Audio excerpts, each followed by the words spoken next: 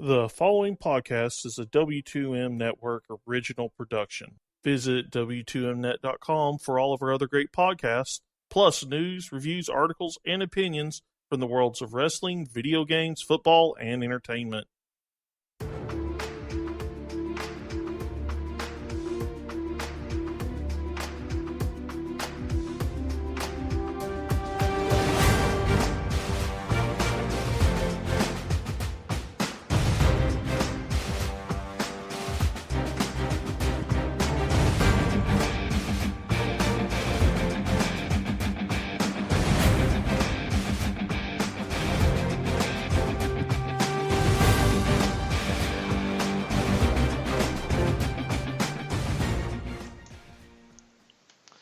Hello and welcome to another Fantasy Football to the Max. And no, I am not Randy Isbell.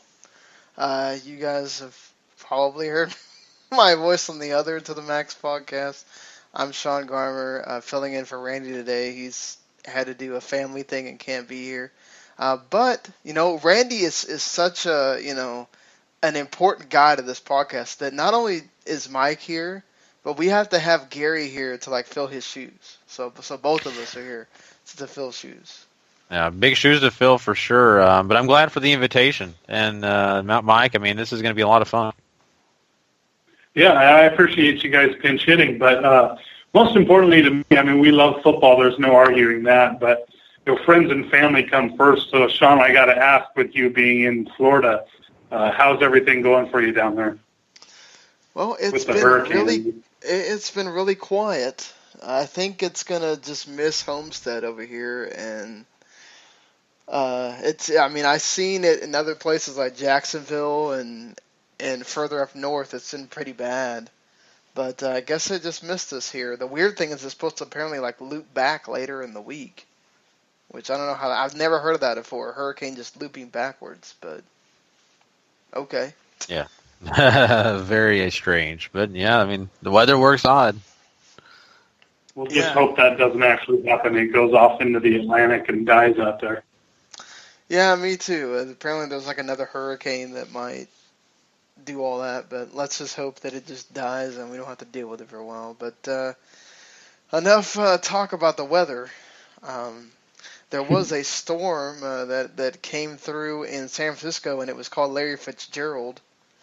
And he was able to get through the Drew Stanton woes and get 2 touchdowns, guys. I mean, Carson Palmer out. I don't know. What do you guys think about the quarterback play?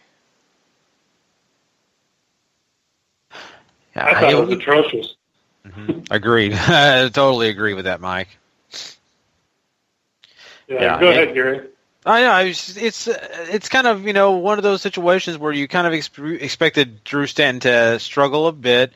He did fine when he played last year, but he's not exactly your top quarterback. He's not exactly a starter. So when we call him a backup, that's what you're going to expect out of him. And yes, he got some things going a little bit, but it was just not enough, and it was pitiful. And Blaine Gabbert struggled pretty much this entire season so far. So I don't expect that much out of either of these guys.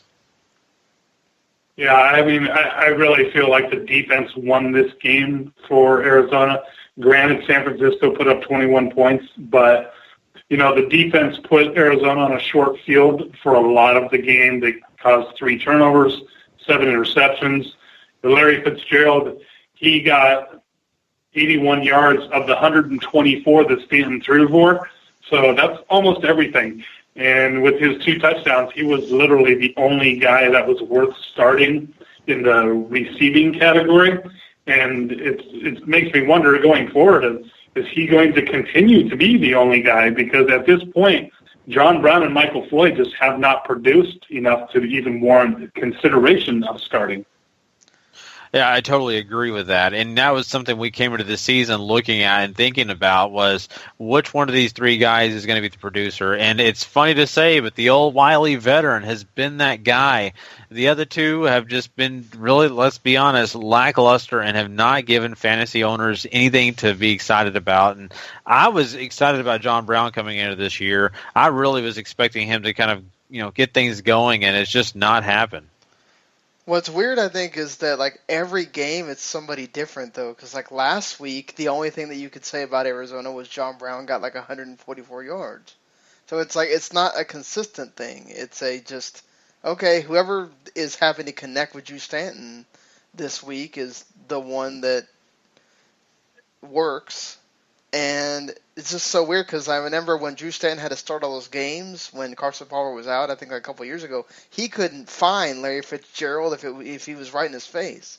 So it's like such a difference from those couple of years ago or whatever. But, on the other side, there's a guy that Blaine Gabbert has been finding quite a lot.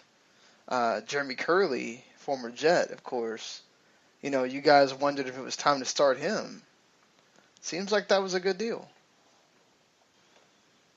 Yeah, I mean, Gabbert's got to throw it to somebody, and I really felt going into the season that somebody was going to be Torrey Smith, but we just have not seen Torrey Smith at all, and I don't know if maybe he's just is his season winding, or his career, I should say, is it winding down, and he's just lost a step, because he used to be a deep threat when he played with the Ravens, and he made some big plays for that team.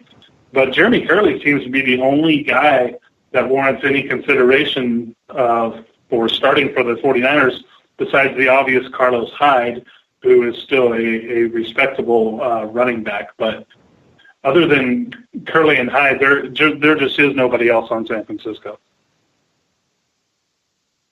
Yeah, I agree with that. And, Curley has been a nice surprise. I've been kind of wondering about him this entire season, kind of thinking, okay, is he just an addition that kind of keeps some pressure off Torrey Smith? But that's not the way it has worked. And I look at this as a situation where fantasy owners need to jump on Curley and just go ahead and bite the bullet. Maybe if you have a receiver that's not really working out, because he's a guy that's consistent right now. And let's be honest, like we just talking about with the Arizona Cardinals, not all these receiving cores are being consistent, and he's the one guy that is.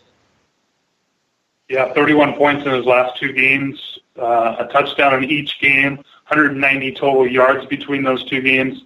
He started off a little slow, but he's put up two nice efforts in a row, and out of the next three games, one of them is against Tampa Bay, another one is against New Orleans. And then Arizona again, who he just played and did well. And you got a Miami and a Chicago down the line there. He's got some nice matchups coming up also.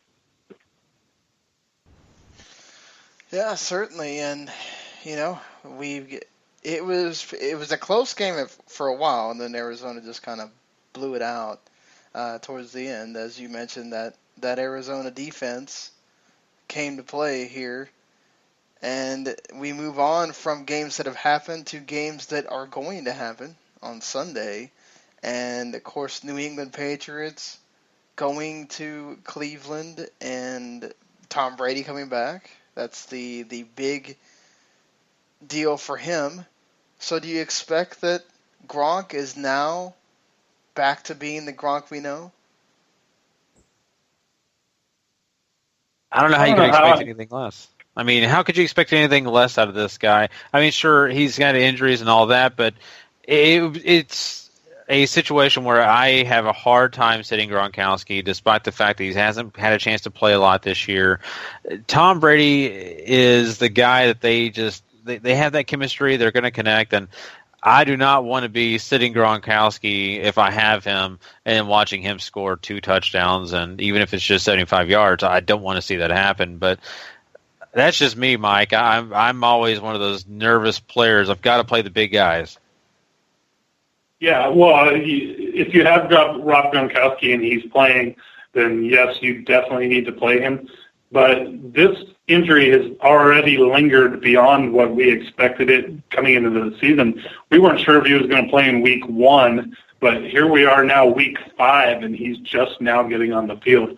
So I have some concerns about his longevity this year, and it almost feels like if you can get away with it, having Martellus Bennett as your backup tight end would not be the worst thing you could do, and maybe stream a tight end on their bye week, but have them both, because if you're going to insure a tight end, I think Patriots tight end position is the one position where you should have the insurance policy. So that being said, with Tom Brady, first time he's getting to work with some of these guys, Martellus Bennett, a Chris Hogan, Malcolm Mitchell as well. I mean, how do you think this all affects who you are starting for the Patriots, and do you just start everybody, Mike? Well, I am a little this week. Yes. This week, I think LeGarrette Blount will not be hurt too much by the return of Brady. I think everybody gets an uptick except maybe Martellus Bennett, depending on Gronkowski's situation and how much he plays and how healthy he is. But Martellus Bennett is 6th in tight ends right now in fantasy points, and that's with the Garoppolo and Brissett combo.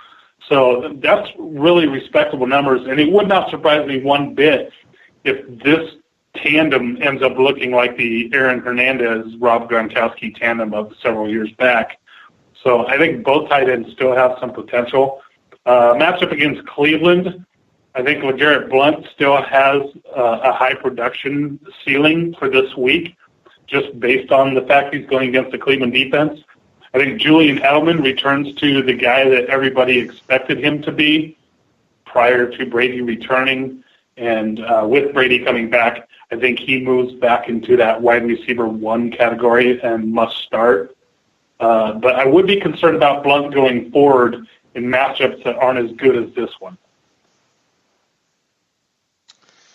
Yeah, I mean, this is an interesting thing because of the fact of, Cleveland, you all look at, how they've really just been that loser team, and you feel bad in that, but that's just what it's been. And everybody gets excited when they have their fantasy players face these type of defenses, but you do need to be wary and be careful because, let's be honest, sometimes if things are going right, your star players are not always going to be the star players. Sometimes they'll run the ball more. Sometimes they'll do some things that are just a little bit different because they have that ability. So I think you could start Tom Brady safely. I think you could start a few of these other guys. Maybe, LeGarrette Blount will do fine, but you still, need to side on the air of caution just in case.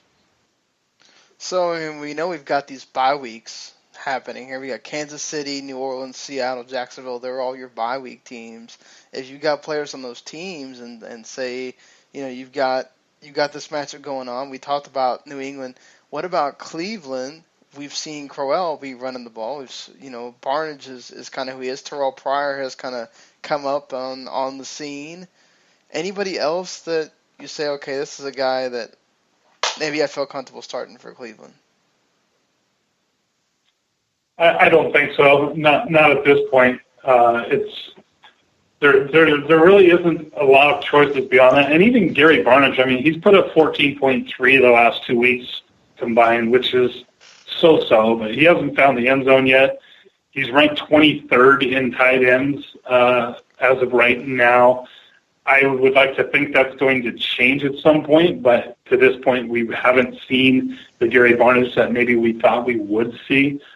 I am curious to see if Terrell Pryor continues to kind of be that slash like Cordell Stewart was, where he's kind of doing a little bit of everything, because that's what they had him doing a couple weeks ago and to a lesser extent last week.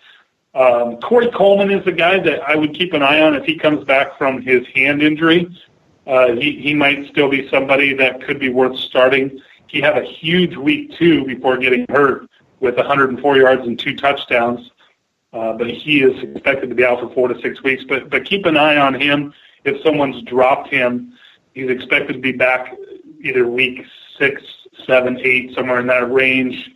And he has a few decent matchups going forward from there too. So just a name to keep an eye on. But as of right now, I wouldn't consider anybody else.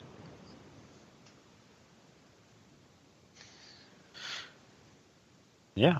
I mean, I agree. No, I mean, the only other name that the Cleveland Browns, Isaiah Crowell, just continues to do his job, and when that's get those yards, and maybe not a lot of touchdowns at times, but the yardage, it does count too. Yeah, and he's kind of removed Duke Johnson from the startable category too. We didn't know what would happen with that split. I mean, Duke Johnson's been averaging about 6.5 points a game, it's okay, nothing great. But right now it's Isaiah Crowell's backfield, and I think a lot of that has to do with the fact that Cleveland has actually been in a lot of the games that they've been playing, which we thought they would be playing from further behind more often, which would favor Duke Johnson in more passing situations. That hasn't been the case. Cleveland's actually remained competitive. So as of right now, Duke Johnson probably should warrant a roster spot, but is not startable. Yeah, for sure. Duke Johnson is someone maybe you got to start wondering if you got to bench him if you've been playing him. And, if we go from Cleveland to Detroit as they are ushering in the Philadelphia Eagles. Zach Ertz looks like he's healthy, and so is Ryan Matthews. This should help Carson Wentz be able to continue what he's been doing, right, guys? I mean, are you expecting another Carson Wentz show? Against that Detroit secondary? Very possible. Detroit's defense is banged up. Granted, they played Chicago last week, which was kind of a meh effort, but I think a lot of that was because Chicago is retooling a little bit at the quarterback and the running back position. I think Wentz having Matthews back gives him more of that pounding running game ability, and he still has a guy that he can depend on, in the passing game also. So there's plenty of opportunities there, I think, for Philadelphia to continue to make a run, and that includes the schedule, which right now Detroit is just struggling terribly. And we'll just have to kind of wait and see. With Amir Abdullah going down, Detroit's really lost their way. They don't seem to have any idea what their offensive personality is anymore. After starting off with that big win at Indianapolis, they dropped 3 in a row. And I think Wentz goes right ahead and continues to have another good week this week. Yeah, Gary, I mean, is it more of the same for the Eagles with Carson Wentz? And, I mean, Detroit, when you look at their players, you got Eric Ebron out, and you possibly got Marvin Jones missing. There's this guy that last year, I mean, he was a star for them, Golden Tate. Is this finally that time you can trust Tate? I think you're going to have to if, you don't have another choice. But, I mean, I think this guy is, very talented. It worries me, though, that those big options for Stafford are not there. That's my big worry, because if you allow this Eagles defense to really contain Tate, which I think they will, if, there is no other, really credible options for Stafford, I think this may not be the week you're looking for high numbers from him. I'm a very big believer in Tate. I like him. He hasn't done exactly what I expected yet, but I don't know if this is the week you're ready to start him because of the fact that I think he's going to be the guy they're singling out on that defense. Yeah, I actually have Golden Tate in the bust category already. A lot of that is based on the transgressions that took place in this last game, where he was essentially benched in the second half after arguing with Matthew Stafford on the field. He had 1 catch for 1 yard. He also had a 2-point conversion, but combined, Golden Tate has 95 receiving yards this season and -6 rushing yards. That's his entire 4 games. He's done absolutely nothing. His highest total was 4.3 points in week 1. And right now, I can't even see him being rosterable. I mean, I had high hopes for him also, but I don't know how much longer you can wait on a guy. 4 weeks of doing nothing seems to me like that might be enough to just go ahead and cut him. You agree with that, Gary? Just cut him? Gary? Oops. Yeah, I'm sorry, my audio thing was messing up. Yeah, I don't know if I would. I think he's pretty close to being cuttable. I really do. But I think I may hold on to him if I have a roster spot, because sometimes you have deep rosters, and you have maybe 7-8 positions on your bench. But if you don't have that many, you're down to 5 or 4. I would cut him. Yeah, I just feel like there's better options on the waivers right now than Golden Tate. That doesn't mean that he won't prove me wrong at some point. We saw what happened with Zach Miller, and everybody jumped off of him after 2 weeks, and then he had a great game and a decent game last week. But 4 weeks and the arguments on the field with Stafford and being benched, that just screams of a guy that I just don't want to even bother with anymore, especially if I'm going to miss out on somebody who can help my team now. Yeah, I do agree with that. If you're in a 12-team league, there's really not a whole lot of reason to deal with that headache. But I believe if you're in a deep league, he's a guy you don't want to just get rid of because, you never know down the line. He may be that star receiver, but I agree. The headache is too much. Yeah, and Marvin Jones' emergence, too, also affects him. Definitely. Well, I forgot to make the prediction, but we all had the Patriots in the last game, right? Yes. And I had Arizona tonight. I actually had picked San Francisco, so I'm down one already. I just thought Drew Stanton was going to play regular Drew Stanton and be terrible, but apparently he figured it out. So, before we move on, Eagles or Lions? I got to go Eagles. Cree! A.K.A. Eagles. I got to go with the Eagles, too. So, we were talking about Golden Tate being a guy that possibly you're going to have to sit or bench or whatever. Well, there's another guy that's no longer a possibility for you. He's going to be on IR. Kevin White, missing the rest of the season with a fractured fibula, and he had a sprained ankle already anyway. Eddie Royal's also missing practice, but I think he winds up playing, especially because they really need him at this point. They got nobody behind him, aside from Alshon Jeffrey, obviously. We know the Colts' defensive woes. The Bears looked really good, or as good as they could look last week. Seems like, do you feel like Hoyer's a good start, or are you worried about he's not going to look as good as last week, Mike? I think Indianapolis is a great matchup, but I'm just concerned, with, like you mentioned, Kevin White being hurt, and we don't know even if Alshon Jeffrey is going to be able to play either. He's banged up. I mean, it sounds like he's going to play, but for how long, we don't know. And without any weapons, I don't know how much I can depend on a Brian Hoyer, even though I do like the matchup. I feel like at this point, after losing Kevin White, it just takes away too much from that Bears offense. And I really feel like they just want to go ahead and hand the ball off as much as they can and go from there. So we'll have to see, I guess. But I don't trust him just because of the situation of those wide receivers being banged up. Eddie Royal missed practice with a calf injury. So even their third string receiver right now is questionable to play. It just feels to me like it's going to be Jordan Howard's game to win. Yeah, I'm with you on Jordan Howard. I feel like he's going to be a big asset to them.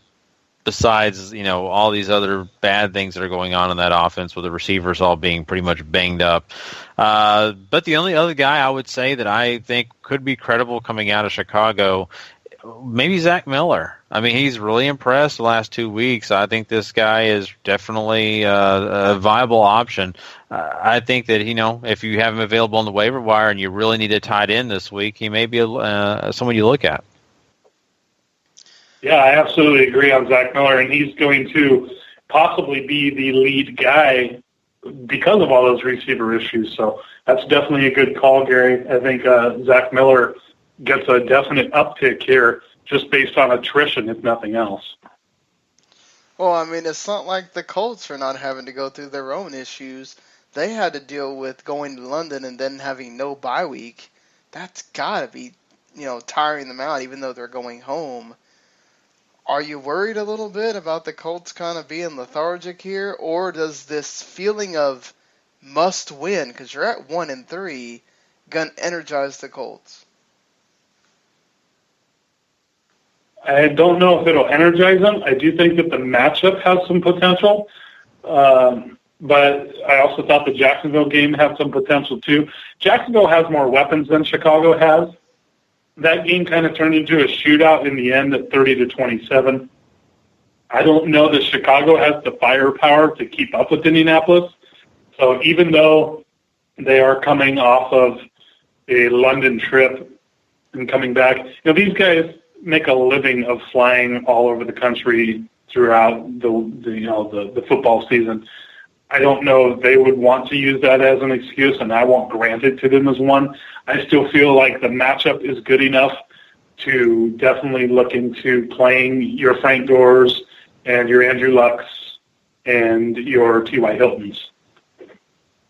Yeah, I agree. I don't think you can go wrong with any of these Colts players. I really feel like most of them are going to have opportunities to either make big plays or at least have good games for you. So, everybody picking the Colts here, or are you going to go opposite? Colts? You took the Colts. I'll take the Colts, too. So, we just talked about the Hurricane before we started talking about the football, and the game is scheduled to be at Hard Rock in Miami. There is talk about moving it, possibly to Nashville or somewhere else. Now, by the way that it really didn't seem to affect the Miami area, it may not wind up being moved. They still haven't moved the Miami-Florida State game either, if that's anything to go by at this point. But so we don't know how that's going to affect things.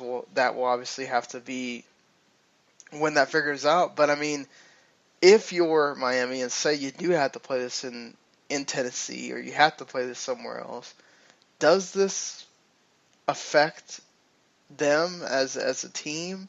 Or do you think it's more like okay, we don't have to think about what's going on at home. We can just go and play football? I think I have more concerns if they play it in Miami. It's liable to be a sloppy field. Even if the hurricane doesn't directly hit them, a lot of times it brings in a lot of rain around and behind it, which will certainly affect field conditions.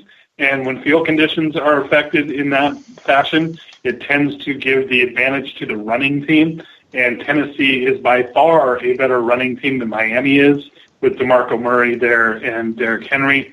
So I think if they play in Miami on a sloppy field, advantage Tennessee big time.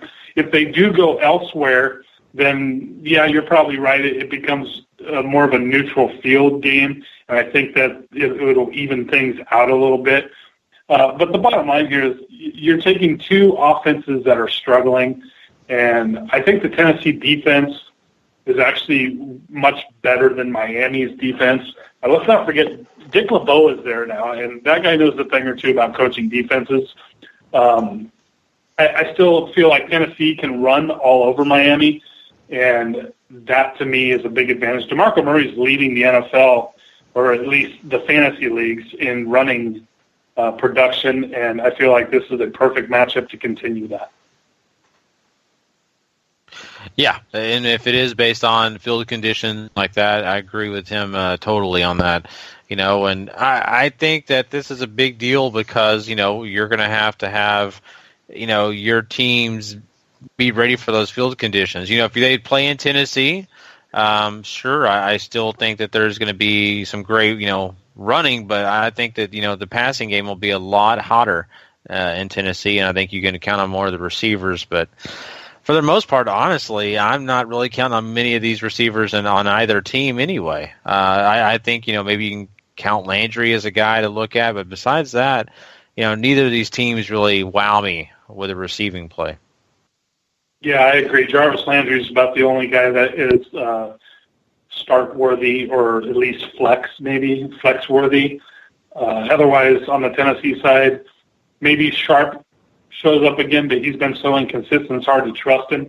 It is a good matchup, and he has that on his side, but I really think Tennessee wants to run the ball down Miami's throat, and I think they're going to. I mean, do you guys have any concerns with Miami kind of saying, well, they're not going to rush Arian Foster back, which probably they shouldn't with his injury history, but It's not like Jay Ajayi is just lighting the world on fire or anything. You can't rush back players, especially guys like Arian Foster, even if they wanted to, because they know the result of that, and that result means that he'll be out even longer the next time. So I don't blame him at all. I know they're kind of desperate, but they'll be a lot more desperate if they're out without him for a lot longer. Yeah, and that too. If that field condition is sloppy, do you want to put Arian Foster out there coming back from an injury onto a bad track? Probably not. Yeah, you have to be kind of careful with Arian Foster. He's very fragile. So probably the best course of action as far as he goes. But the Washington Redskins were able to pull out another win last week, and the Ravens barely lost. This should be an interesting matchup. How much the one guy that surprised a lot of people though, Terrence West, he went over 100 yards. I think he got a touchdown even. How much faith are you? And another guy too that went over 100 yards, Matt Jones.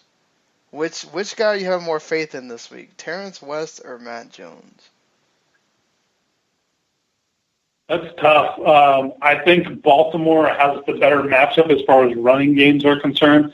I think the Ravens defense is usually relatively good against the run, which means that Matt Jones might have some tough sledding. And I think Matt Jones might be the better running back between himself and Terrence West. But for me, I would prefer Terrence West because of that matchup. The only concern I have with West is the return of Kenneth Dixon this week, which could eat into some of Terrence West's carries. He is still expected to start, but we know that the Ravens have been leaning and waiting on Kenneth Dixon to come back. For me, it's been such a dumpster fire in the Baltimore running back position this season. And I've been saying it since before the season even started to avoid them. I don't know how much Kenneth Dixon will eat into Terrence West. If you have West, he might be startable this week. And next week, we'll be asking the same question again. Who do we like better? So we'll see. I mean, it is a good matchup for him. Matt Jones maybe at the flex, but Baltimore is good against the run, so I don't know how much I trust him. Yeah, and neither of these backs really excite me at all. If I'm starting them, it's either in a flex spot or I'm playing in a really deep league. So I think it's a valid question. I think I agree with Mike here. Terrence West may have a little bit more of the advantage, but I'm a little bit more concerned that I'm playing one of these guys, if you ask me. Yeah, sometimes with bye weeks you don't have a choice. If you had to pick between the two, I would probably pick West just because I've seen the Redskins struggle to stop the run. Yeah, I agree with that. So who do you got? I think I forgot to do the pick for the Dolphins and Titans. Who do you got for that game? I took Tennessee. Yeah, you know what? I think I can't remember exactly. I think I'll take Tennessee as well. I got to go with Tennessee too. It's so hard to pick Miami at this point. Any time you could possibly give them a shot, they just wind up really not doing well. It's hard to pick Tennessee too. Yeah, that's the thing too. Tennessee's like, at least Tennessee keeps it close. Miami they'll have a game where they just either they don't play well or they keep it close and they wind up finding a way to lose. So it's so weird. Yeah, and if it's a mutter game, I like Tennessee's running game to decide that game. Redskins or the Ravens? I am taking the Ravens. You know what? I think I picked the Redskins. I'll just go with Redskins. I'm taking the Ravens at home. I think they're going to want to make sure they bounce back and don't fall too far in the standings or anything. Yeah, that was my logic. I couldn't see them losing twice in a row at home. So we move along to, man, this is going to be one of the hot matchups of the weekend here. Houston Texans traveling to Minnesota, their second game at home in a row after they lit up the Giants defensively. The Vikings now get to do the same against Houston. We know what the Vikings do on defense. Houston's been up and down defensively. You know, they had the game with the Patriots where they couldn't do anything, and then they had the game last week where they were kind of back to form. But one guy that we're sort of worried about, DeAndre Hopkins. Haven't been seeing him a lot. You know, Will Fuller's been making the highlight plays, whatever. But do you think it's a Brock Osweiler thing where he's kind of inconsistent as well? He'll score some touchdowns, I'll get you some interceptions, or is it something else? I think it's a little bit of both myself. When you consider the fact that Hopkins is also getting double teamed by just about everybody, and we've been seeing Will Fuller step up and make some plays, I think a lot of it is just because the defenses are trying to take Hopkins completely away and say, go ahead and try and beat us with Will Fuller. And, you know, Houston doesn't really have much of a threat at tight end. Sidorowicz doesn't excite me much. I don't think he really excites them much either. He's more of a blocking guy. For me, the linchpin for Houston and the guy that I am more curious to see start performing is Lamar Miller. I know DeAndre Hopkins is taking on the double teams, and if that's the case, then Lamar Miller should be able to take advantage of it, and we haven't really seen what we thought we would see out of Lamar Miller yet. Yeah, I agree. Lamar Miller's been that guy that we really were excited about coming into this year, and it's not been the big numbers that we really expected, I think. And, you know, I think a lot of that comes down to, you know, maybe some of the matchups that Houston's had, but I think also, you know, this offense hasn't been running as smoothly as I believe that the Houston Texans felt like it was going to. I just, you know, I think that's part of it. But, yeah, it's kind of a disappointment. But then again, Lamar Miller's still not a bad play. But in this matchup, I think this is a terrible option for this week. Yeah, and, you know, he's ranked 20th right now in running backs for fantasy. He has not got a touchdown yet this season. He is still averaging just over 10 points per game. But this is a atrocious matchup. The Minnesota defense is probably the best defense it's definitely the best defense in the NFC, maybe the best defense in the NFL. You could obviously put Denver up there against them. And those two defenses are dominant. I don't see Osweiler playing a good game here at all, and I would be very leery of playing any receivers on the Houston side this week. We've seen who Houston's already beat. You know, they beat Aaron Rodgers, they beat Cam Newton, they beat Eli Manning in consecutive weeks. And in those games, they gave up a total of 34 points against three pretty good quarterbacks. 11 points a game to really good quarterbacks, and now Brock Osweiler's coming in. Good luck. Yeah, I mean, what do you see this as being a defensive battle, or do you have any faith on the Minnesota side of starting someone? I think Stephon Diggs would warrant some consideration. I don't think that Houston is quite as good on the back end, and, you know, losing J.J. Watt takes away a lot of their pressure on the quarterback. And Kyle Rudolph has been having a very good game too. You know, as a tight end, I think he's worth starting. I don't know how much I like their running back situation with McKinnon and Asiata. And McKinnon could be a reasonable running back too if Asiata wasn't taking away his goal line touchdowns. So I have concerns there, but I think Diggs and Rudolph are still worth starting. So how you see it, Gary? Yeah, I agree with everything Mike said there. Really, you know, there's no situation where it's really all that great for you if you're trying to, you know, grab one of these running backs out of Minnesota. I just don't think it's there. I think really you are depending on, either Diggs or Rudolph. Those are the only proven guys, if you ask me. So, everybody picking the Vikings, sounds like it. Yep, Vikes. Yes. Vikings. Man, so this is the matchup, one of the matchups I'm sure that Mike has been waiting for, because it would have been Randy's New York Jets and Mike's, Pittsburgh Steelers.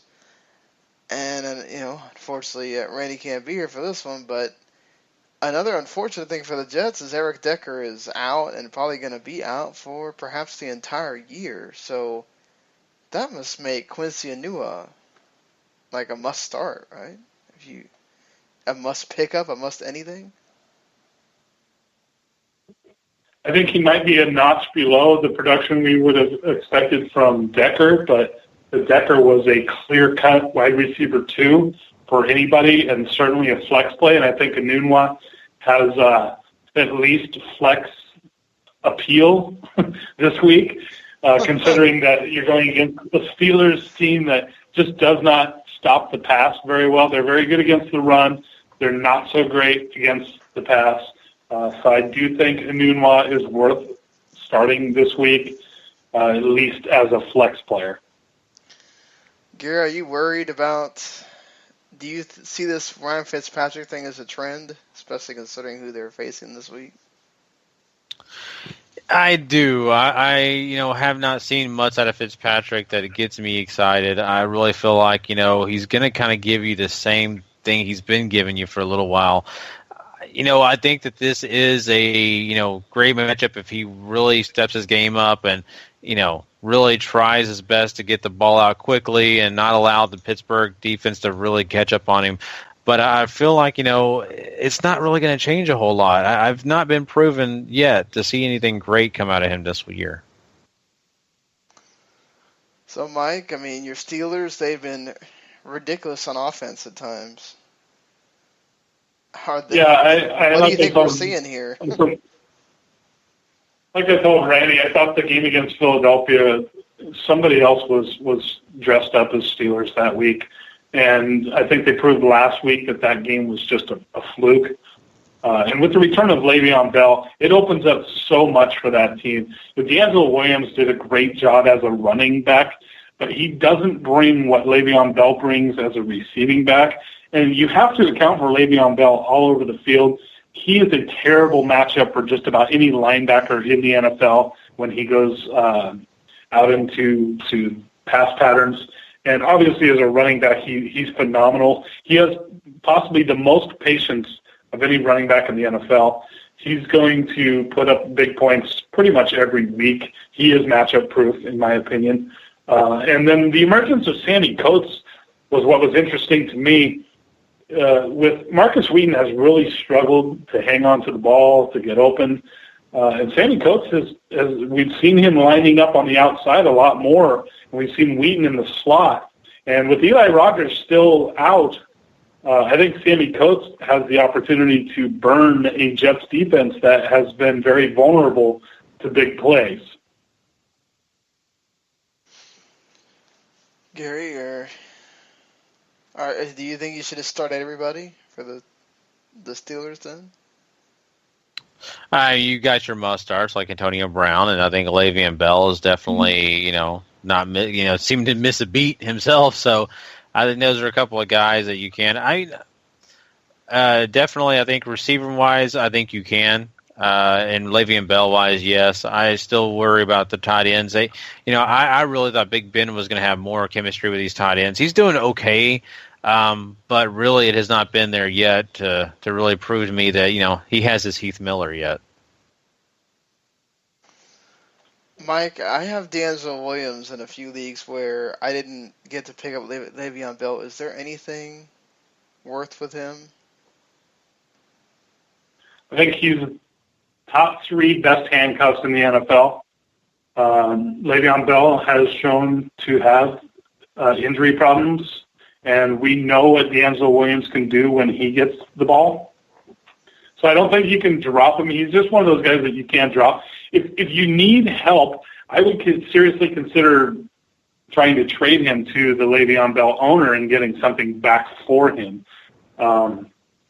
As far as what Gary mentioned, Ladarius Green is expected to be back possibly as soon as October 22nd in 2 weeks, which would obviously give the Steelers more production from the tight end position, I think. He's a guy that can stretch the field from the tight end position. He's only going to make that offense that much more lethal. So, yes, Jesse James he's serviceable. He's not an offensive producer, really, except maybe in the red zone because he's so tall. But when Ladarius Green comes back, and that's the guy you guys want to keep an eye on the waivers coming up here, he could potentially be a valuable guy to add here in the next couple weeks. Just got to be careful with Ladarius Green. He gets hurt a lot. As by the case that he's been out this long. But, and this is a hard one, but I feel like we all kind of have that team we're leaning towards, Jets or Steelers. Yeah, I got to go Steelers here. Black and yellow. I got to go with the Steelers, too. Now, we have, I don't know if they are necessarily the number one. I don't have the stat in front of me, but they have certainly been lighting it up, the Atlanta Falcons, taking on the Super Bowl champion Denver Broncos, who have not lost a step on that defense. Trevor Siemian did start throwing on Thursday, so that's a good sign. Obviously, Paxton Lynch still kind of waiting in the wings here, but this is an interesting one because obviously the Broncos have been stopping a lot of people, but it's also kind of hard to stop Matt Ryan and Julio Jones when they're on fire like this. I mean, do you have a concern with the Falcons' offense? I do, because it's Denver's defense, and not only that, you're going to Mile High, which is one of the best home field advantages in the NFL. I've said it more than once on this show, that altitude makes a big difference, especially in the second half, late in the fourth quarter when those teams get winded. And furthermore, Tevin Coleman has the sickle cell trait, which is inhibiting when you're in an altitude such as Mile High. It tends it actually can be fatal in certain situations depending on the magnitude of it. So he's going to be limited at best due to that. So it's going to be a lot of the Devontae Freeman show here. And I don't know how much he'll be able to run the ball, but I do think Freeman has value as a receiver. And I think that they could make some plays with him as a receiver. But still, that Denver defense is so good. I don't know how much Matt Ryan is going to produce. Certainly nowhere near the levels he has the first few weeks. Yeah, I agree, and I think this is going to hurt the Falcons' offense overall. I think you saw Julio Jones have a great game last week. I don't think you're going to get close to that performance this week, and I think you're going to have some people who are going to produce still. You're going to have guys that are going to give you some numbers, but those numbers are not going to be big. They're going to be very average. I think Jacob Tammy's a guy that may be able to sneak in. If they get close in the red zone, he may grab a touchdown, but that's your best hope. I don't think you're expecting big numbers out of anybody out of this Falcons offense, despite the fact that they've done so well. This is a Denver defense. We've seen how they've taken care of pretty much every opponent stepping in front of them, and I don't think that the Falcons are going to be any different. So even with Tevin Coleman kind of being limited because he has a sickle cell thing, knowing that possibly you got Devontae Freeman as the lone guy, do you have any more faith in starting him than you did beforehand just because it is the Broncos defense? I think he's startable. I think Denver is still beatable in certain ways. I think Julio Jones creates enough space for a guy like a Devontae Freeman to be able to make some plays, especially after the week Julio Jones had last week. Denver's going to try and take him away, and by doing that, they're going to have to concede a little bit. And, Freeman's going to be the bell cow. We know what he's capable of when he has the job to himself. It isn't the best matchup, but like I said, his receiving ability, I think, will make up for it. And I would not be surprised at all if he still manages to get 100 total scrimmage yards between running and passing, and maybe even a touchdown. I think he's still startable. And you can't bench Julio Jones no matter who he's playing against. So I want to make a prediction on who starts for the Broncos at quarterback. It's going to be tough. I mean, Lynch did fine last week. If I was them, I'd go with Lynch. Yeah, they said Simeon was throwing today, so it'll be interesting to see who they do start. Simeon seems to think that he's going to be okay. Separated non-throwing shoulder isn't the best injury to have as a QB because you're probably just a hit or two away from not being able to play any further.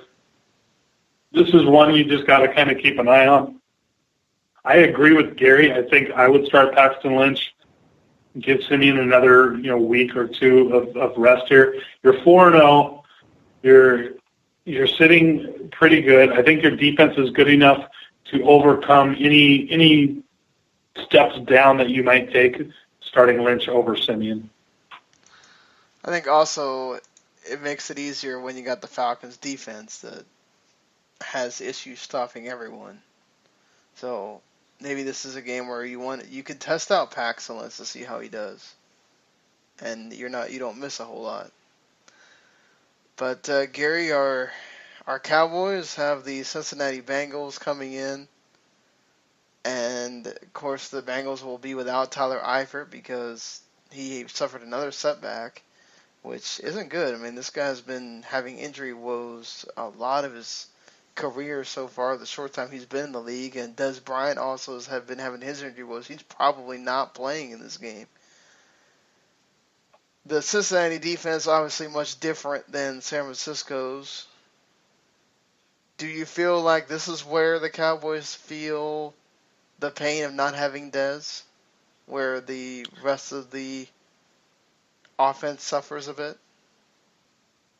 Yeah, I think so. I think there's a few things added into this mix. I mean, you've got a offensive line that's a little bit banged up. Honestly, we know Tyron Smith has not been playing at left tackle, and even his backup Chaz Green is banged up. So that could be walking boot. Yeah, so you could be seeing a situation where Cincinnati's going to be licking their chops trying to get to Dak Prescott. That concerns me. That also makes me wonder if the running game is going to be that successful. The Cincinnati Bengals defense is excellent against the run. So I think that, this could be the time that Dallas offense does struggle, especially without a guy like Des Bryant to take attention away from some of these other guys like Cole Beasley. I agree, and I was going to ask you how you felt about Beasley. He's getting a lot of looks. He was the number 3 coming in as the slot guy, but with Des Bryant out, he's kind of elevated himself to the number 1 over Terrence Williams. I agree with the Bengals defense. Look, Dak Prescott's faced the Giants, Redskins, Bears, and 49ers. The Bengals defense is the best defense he's played to this point.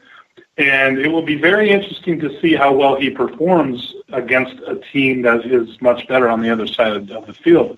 And Ezekiel Elliott, they were able to lean on him for a lot of these matchups. That might not be the case, and Prescott might have to make some plays, and I'm not so sure he's going to be able to. That being said, the Cowboys defense also got to deal with A.J. Green. This seems like could be another big game for him. Yeah, I love the matchup against the Cowboys for A.J. Green. I also am curious to see if this is going to be a Jeremy Hill game or a Giovanni Bernard game. Against Dallas, I think this may be more of a mix for them. They like to use Jeremy Hill as a pounding back, but I think Dallas has a lot more problems on the back end of that defense, and A.J. Green is poised to possibly have another big week. Yeah, I think, A.J. Green, you've got to be really excited about him this week because, even if Dallas decides to double cover him, he is such a great receiver. He's going to find ways out of even double coverage. So I look for Green to have a great day. I think Jeremy Hill, Mike was just talking about, he'll get plenty of carries. I think Giovanni Bernardo gets some love too, but I really still think that, Hill may be the guy I would start. If we're going to pick one over the other. But still, I think both guys are going to have a great game. All right, so who you got, Bengals or Cowboys? I'm going to go Bengals here. I am also going Bengals, and I took Denver for the last game, by the way. Yes, me too. I got Denver as well. This is a hard one for me because I feel like the Cowboys could possibly contain A.J. Green enough, and then you see what you get offensively, but it's just there's uncertainty there, and I feel like I got to go with the Bengals. An interesting thing here with the Bills, who have been undefeated since they fired their offensive coordinator, Greg Roman, go into a Los Angeles Rams team that I think is possibly one of the surprises of the season so far. But a big surprise is this team was supposed to be all about Todd Gurley, and we have heard nothing really about Todd Gurley in these games. It's been Case Keenum or the defense. Is this the game we feel like Todd Gurley can do something? I don't know. I mean, Buffalo's defense is tied for second with Denver, of all teams, behind Minnesota in fantasy defensive points. Gurley, the problem for Gurley is there's nobody else to threaten that team right now. You have a Case Keenum and Tavon Austin, Kenny Britt. I mean, none of these receivers really stand out, and nor are they consistent. And as long as that remains to be the case, Todd Gurley's going to be running against 8-man fronts, and teams are going to dare the Rams to throw on them, and I don't know that they can. Okay. Yeah, I agree. I totally agree with that assessment. Gurley has not had the season he's wanted, and I just don't know if it's going to start now with this Buffalo defense, who actually is tightened up and has proven that they can be good. We came into the season saying, well, they have lots of potential, but is it going to be there? And right now, I wouldn't bet against them. Do you have any belief in what you saw from Brian Quick in the last game? I'm not sure if I do. It seems like it's a different guy every week as far as who does anything for the Rams. Tavon Austin one week, Kenny Britt one week, Quick another week. These names have been around for several years, and these names have never produced in the past. Case Keenum is not going to throw them into fantasy relevance, in my opinion. I don't feel like I can trust any of them. These guys are veterans who have never put up big numbers, and they don't have a quarterback that's going to change that. On the Buffalo side, though, with Watkins being out for the majority of the season, if not the whole season now, Robert Woods warrants a little bit of consideration. He is the number one guy there now, but that also brings more attention from the defense. And a guy like Charles Clay could also benefit, as he's getting a lot more targets now with Watkins down. The only concern I have with starting any of those guys is you still have Tyrod Taylor throwing it to you. That's a true statement right there about Tyrod Taylor, but he seemed to kind of bounce back from and as well as LaShawn McCoy. Do you feel like you can trust the Buffalo offense again, or is this a game by game? I think LaShawn McCoy is a must start every week. I think Buffalo is finally getting back to who Buffalo is, and that is a run-first team. And LaShawn McCoy should be fed the ball as much as possible. That's their recipe for winning. Same with the Jets. When those two teams stray away from who they are, bad things happen to them. All right, Rams or Bills? I'm going to go with the Bills with this one. Yeah, I went back and forth on this one, and I am taking the Bills too, just because I feel like they're the hotter team. Well, I wouldn't go that far, but I feel like their defense is going to force more issues than the Rams' defense will. I'm going to go with the Rams here. They're at home, and they've been pretty hot. I don't know if this is a game Todd Gurley gets going, but I think there's something to what the Rams have been doing here. Another team that could be in for a trap game, especially because these two teams just seem to always want to make it close. The San Diego Chargers and the Oakland Raiders. I mean, they'll score points, but then it's like, who's going to win, who's going to lose? Always interesting here.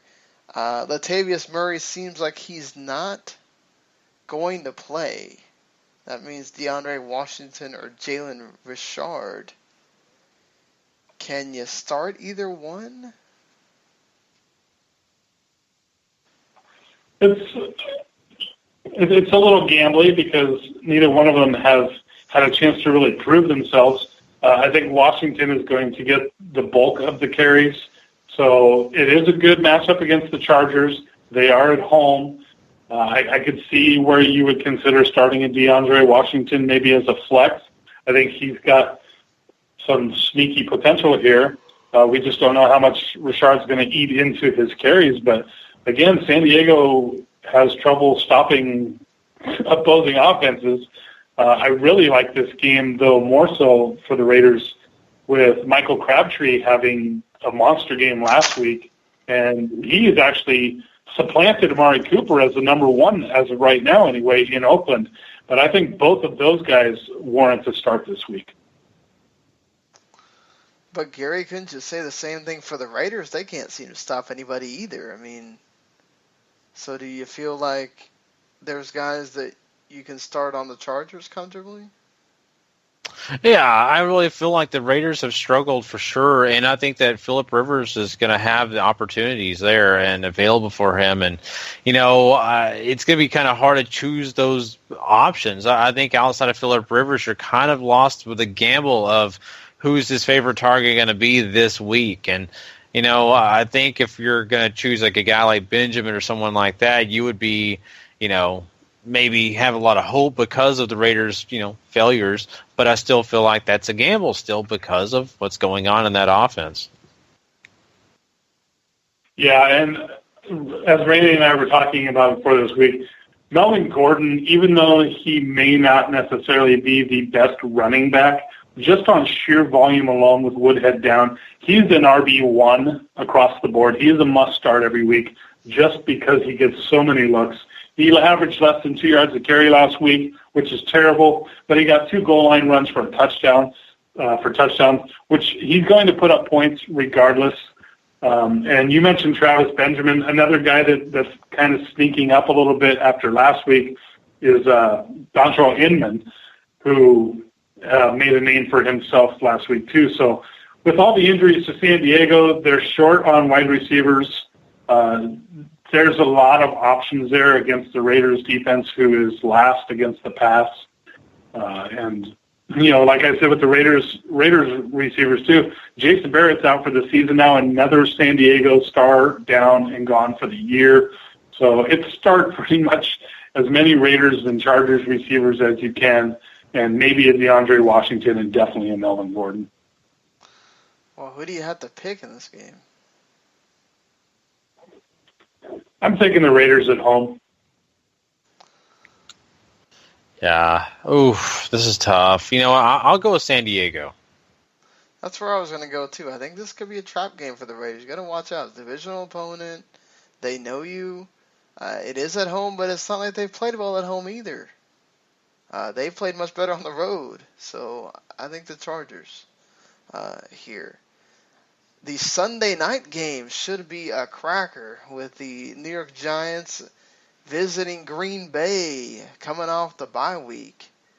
Of course, the Giants having to deal with Minnesota last week.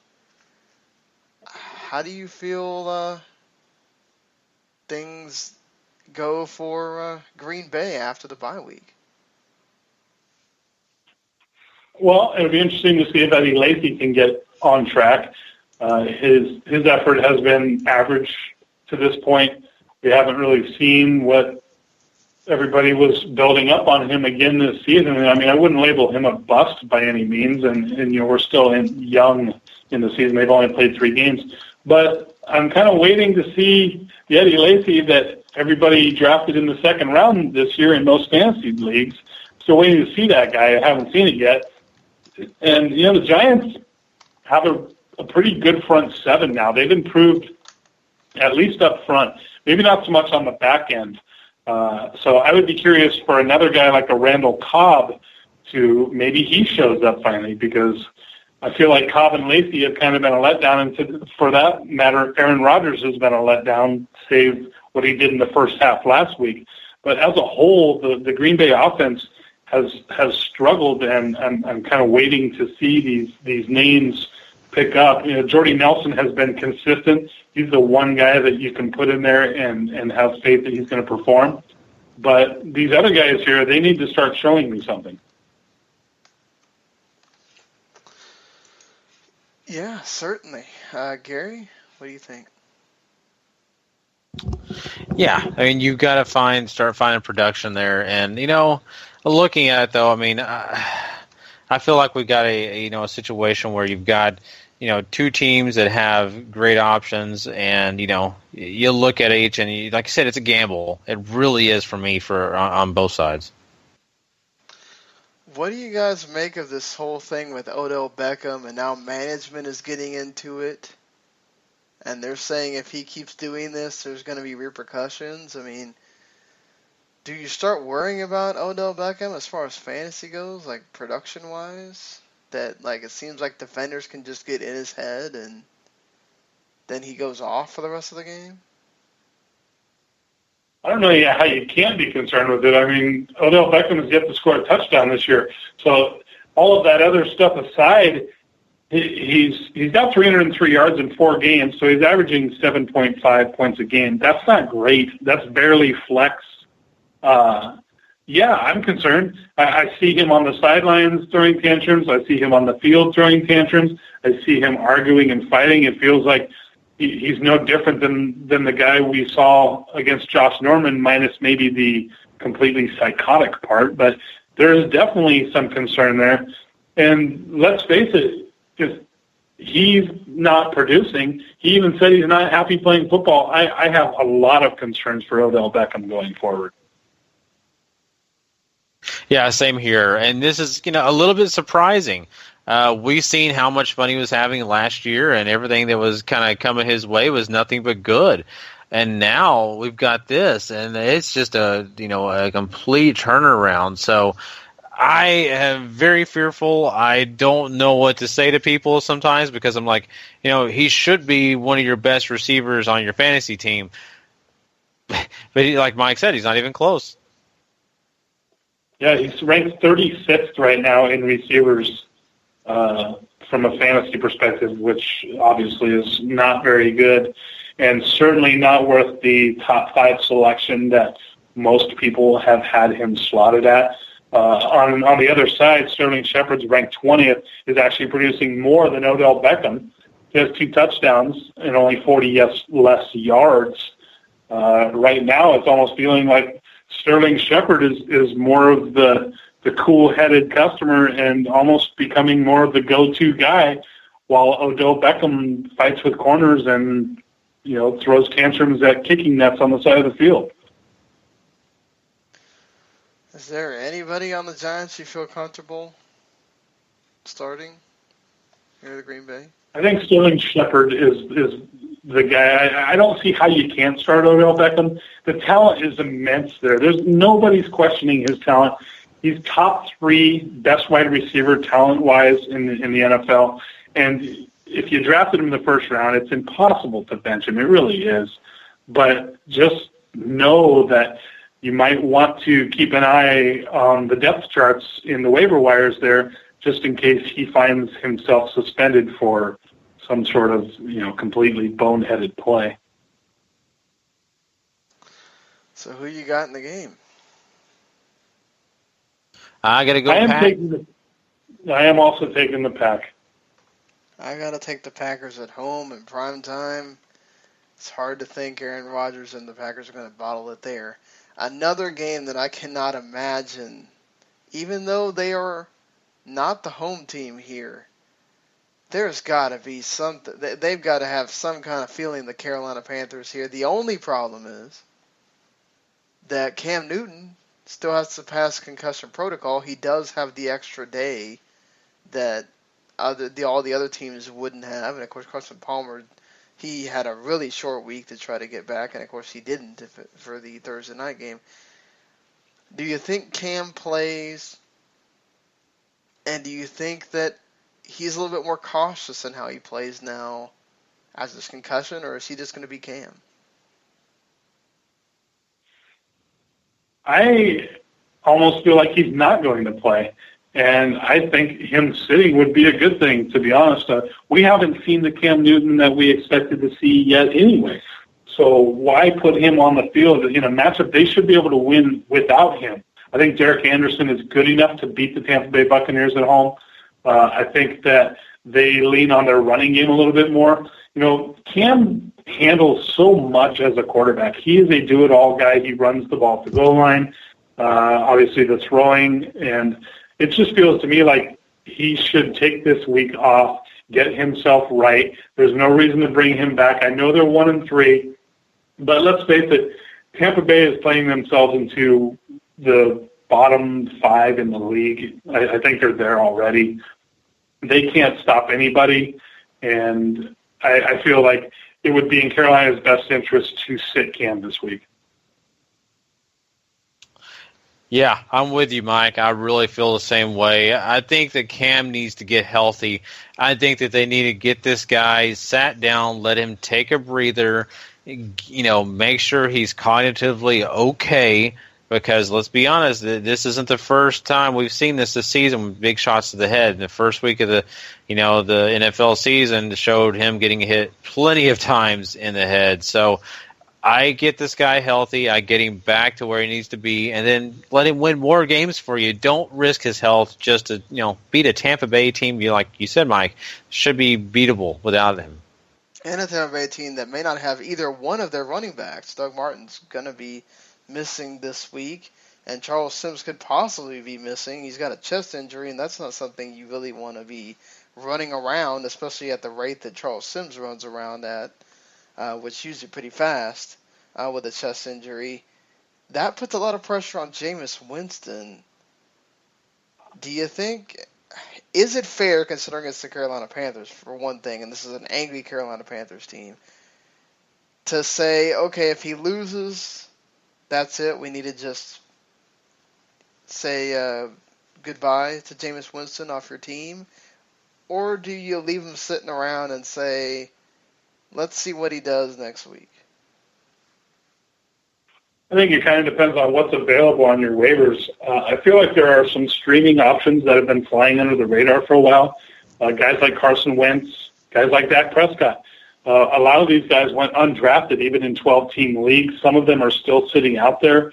I don't know how much I can trust starting Winston. But let's face it, Carolina has an awful secondary this year. When they lost Josh Norman, we thought they'll still be all right. They're not all right. Atlanta torched them last week, and they have been getting consistently torched with young corners.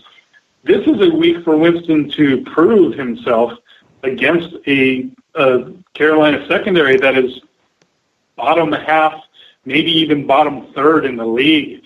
And if he can't perform here, yes, I agree. There's got to be a better option for you out there, and maybe it's time to look for it.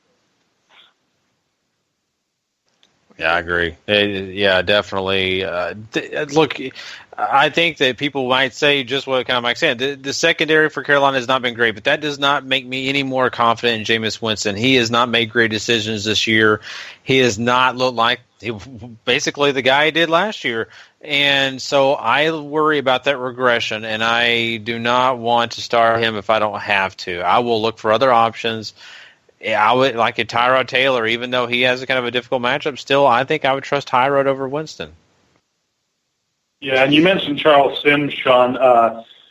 For those of you who might have Charles Sims, Jacquez Rogers is expected to start if Sims can't go.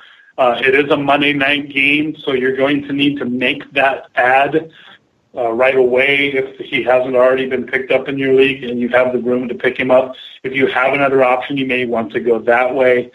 And there's a chance even that one of those Carolina guys is still out there too, as Cameron Artis-Payne and Fozzie Whitaker are still serving in lieu of Jonathan Stewart's injury. So there may be one of those three guys that you can find on your waivers if you're in a crunch. It is a Monday night game, and we may not know until all those Sunday games are over.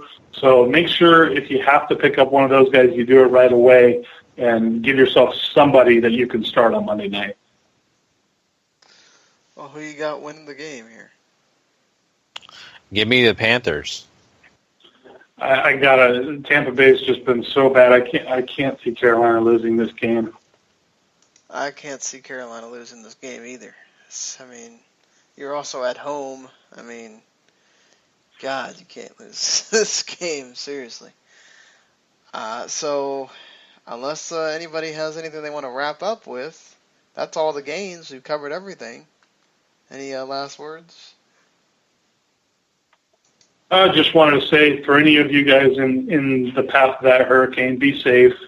If they want you to evacuate, by all means leave. Your life is worth more than any possession you'll ever own. Same with your family. So just be safe out there, and we're all thinking about you throughout the country. Yep, I'll second that for sure. I'll second that as well. Very lucky that it seemed to miss me here. But I know there was plenty of people in Florida that were not as lucky. And, I hope that everybody is safe and you minded when they told you to get inside. There were so many people just out there on the beach today. It was crazy. That you minded and you got out when they told you to get out and didn't wait till the last minute when all the stuff's closed down. But, yeah, I guess so. That'll do it. Fantasy Football to the Max will be back on Monday night or Monday afternoon, whenever it is. It'll be Monday night after the Monday night game. Okay, Monday night. So after the Monday night game, Mike will be back. It'll be at least me, because Gary's going on a cruise next week, so he will be gone for the week. And we'll keep monitoring it with Randy. Hopefully he'll be back soon, and it'll be back to just Randy and Mike giving you their great advice that they always do. So until Monday night, guys, of course, check out everything on the WTM Network. Subscribe, rate, and review on iTunes and Stitcher and all those places. And, of course, check out WTMNet.com where you can get our NFL power rankings before, heading into the rest of this week, what we thought coming into this week, what the rankings should be, and of course everything else that's out there on the website as well, other things that aren't football related. So, all right. See you later, everybody.